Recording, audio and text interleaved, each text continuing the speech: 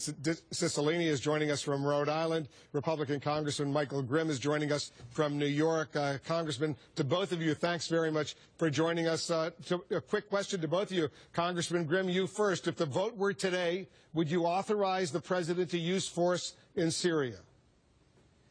Yes, I would, but I want to stress that I would want the president's strike to be a very meaningful strike. It has to be one that sends a very strong message, not only to Assad, but it also sends a message to Iran and their terror proxies, including Hezbollah. So it has to be a meaningful strike. It cannot be a shot across the bow.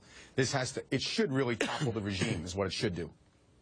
Well, topple the regime, that's a big challenge. Well, let me get Congressman Cicilline's reaction. You're a Democrat from Rhode Island. Would you support the president? Would you vote yay if the resolution were before you today? Well, I'm pleased that the vote is not before us today because the president has begun consultation with Congress. I was in Washington yesterday for a classified briefing for a little over 3 hours, looked at some documents, on a call today with the president's national security team. But I think there remain a lot of questions for me. I want to be convinced that this is in the best national security interest of the United States. I think we should proceed cautiously. We have a hearing on Wednesday before the Foreign Affairs Committee. Secretary Kerry will testify, but I have a lot of questions. I think the case needs to be made to the Congress of the United States and to the American people that this is in the best interest of the United States and in our national security interests. Well, just to be correct, just to be precise, Congressman Cicilline, if the vote were right now, based on the classified information you learned yesterday, you would still vote no, you wouldn't authorize the use of force. If the vote were right now, I know you could change your mind over the next week or 2 weeks or whatever, but right now you're not yet convinced. That's right. I'm convinced that Assad is responsible for the chemical attack, that it was a horrific attack.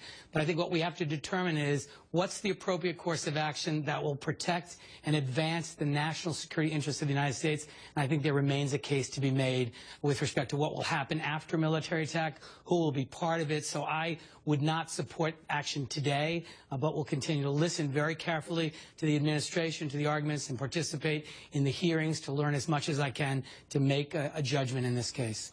You've heard, Congressman Grimm, administration officials say repeatedly this is not about regime change right now. This is about punishing Bashar al-Assad for using chemical weapons, but it's not designed to remove him, and that it would be very limited, these military strikes. You say that's not good enough.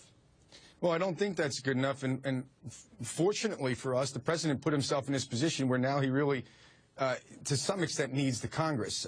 He himself has said it'll be a stronger situation for the United States. It'll be a stronger strike if we come together. So he's kind of committed himself now. That being said, I think there's two major reasons why we have to strike. Number one, the President of the United States already committed us. The President of the United States committed us when he drew the red line. So the idea that we should or we shouldn't strike, I think that ship sailed a long time ago if we want to keep the credibility of the United States. And again, you have to remember, this is extremely important to the Syrian people, but it also matters what Iran thinks, what North Korea thinks, what our enemies and allies think alike. Go ahead and respond to that, Congressman Cicilline. Well, I think it is very important. Look, everyone who has watched these videos understands this is a horrific use of chemical weapons, that there has to be a price to be paid. But the reality is we need to understand completely all of the evidence in the case, the strategic objectives, what are the likely implications of a military attack, have we built an international coalition? You know, there's been a lot of talk about this international norm, which clearly exists, but we need to build an international coalition. It ought not fall on the responsibility of the United States alone to enforce this international norm.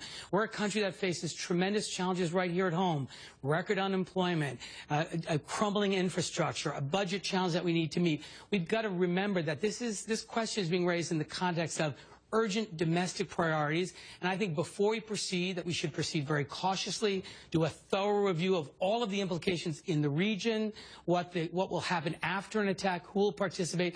I think we have a lot of questions to ask to do our due diligence before we go ahead, Congressman. I have a great respect for my colleague and my friend, Mr. Cicilline, but the president should have thought of those things. All of those things are all valid points, but the president drew that red line. So now we have two issues.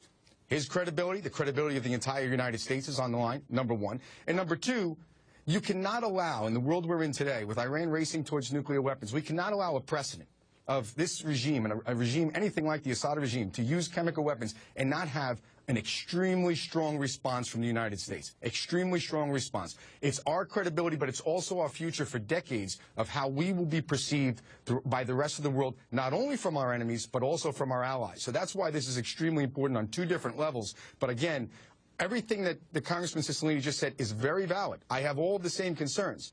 But unfortunately, the President of the United States has already spoke. So once you've committed your nation, it's hard to backtrack from that without losing complete and utter credibility in all parts of the world, from our allies to our enemies. Because you know, Congressman Cicilline, a lot of your colleagues say that the Iranians, for example, if the U.S. were not to retaliate, were not to do anything in response to the use of chemical weapons, they would get the message, go ahead and build a bomb, threaten Israel, do whatever you want, because the United States is not going to deliver. That's the fear that you hear, obviously, from Congressman Grimm, but from John McCain, Lindsey Graham, and others. No, I think there's no question that that is one of the things that we have to consider in making this decision. But I think it's very important. I think the President was right to come to the Congress of the United States to make his case. This is a case that the American people have to support and understand, to listen carefully to the arguments. This is a complicated question, and we have to understand all of the implications of military action, what it will mean for the region if we act alone, what it will mean if we fail to act. So I think this, Congressman Grimm raises very real concerns. This is not an easy question, but I think it's very important for us to proceed deliberately, thoughtfully, carefully, listen to all of the evidence, all of the arguments, and build consensus within the Congress and within this country before we proceed. If I could add one thing to Congressman Cicilline, that I think the President was right to come to the Congress, but I think he did it backwards. The Congress now finds itself in a position where the President has spoke.